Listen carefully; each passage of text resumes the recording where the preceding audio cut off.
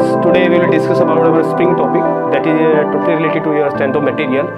So in our spring topic, first of all we will go through some types of springs, what is the application of the spring, and second one when we go with the derivations that related to the spring and what formula that is needed to solve some particular numericals. So let's start with the springs.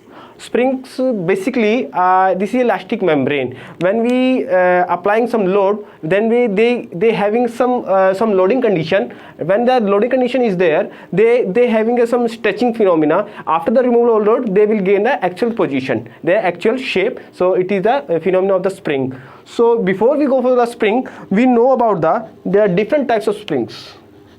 So number one is helical spring. Second one is a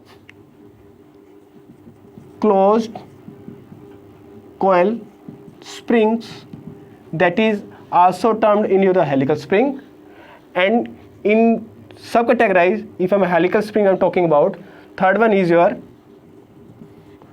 open coiled helical springs.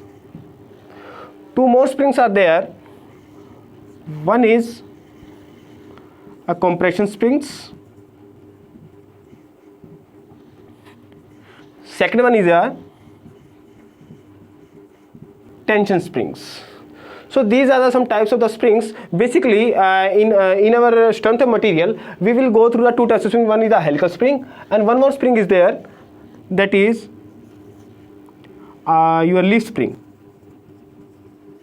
Leaf spring is basically widely used in your automotive vehicles, heavy transport vehicles and light transport vehicles. They under the chassis they having some leaf type mechanism that you also seen. We will also discuss in your numericals also. So in the helical spring, basically these are two types, a closed coil and the open coil. And what do you mean by the closed coil and what do you mean by the open coil? Let me draw the diagram. We can make understand that what is the differentiation between these two.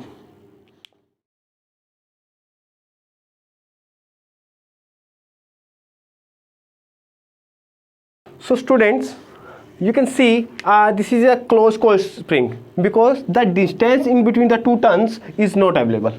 Distance between the two turns is not available. It means it is in a closed shape position. So this length is known as your active coil length. This is your L is represent as a active coil length. And what is the active coils? These are the active coils from this side to this. So these are the active coils. Okay, and what about the number of turns here?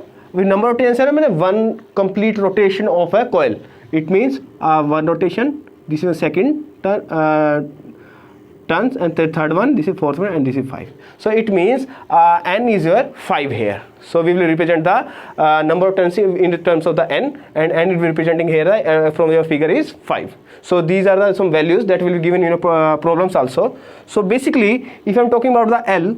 And L having a length, L, how can we identify this is L length value? What will be the value of the L length? It means a number of turns. It means a circular in shape. This spring is circular in shape. It means a circumference we will calculate. We calculate circumference. So it means the circumference should be a 2 pi r. And what about length? This is a unit circumference and this is for the n number of 2 pi r n. So is it clear? So this is the length of the spring. Second one thing, what we can calculate, now you can see this shaded portion.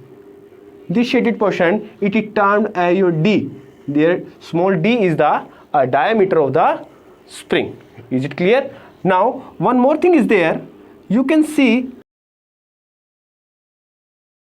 it will be representing as R, capital R, where R is your the mean radius of the coil and where D is the diameter of the wire. Similarly, this is your example of your closed coil.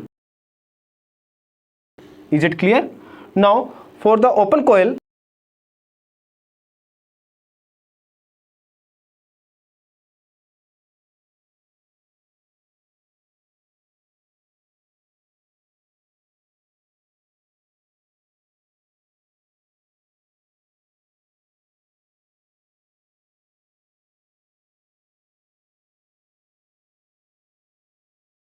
open coil. You can see a distance, a gap in between these two turns. In open coil, you can see a distance or a gap in between the two coils, but in the closed coil, they all are closely packed to each other. So that's why this is known as your closed coil spring. In closed coil springs, basically axial loading conditions are there.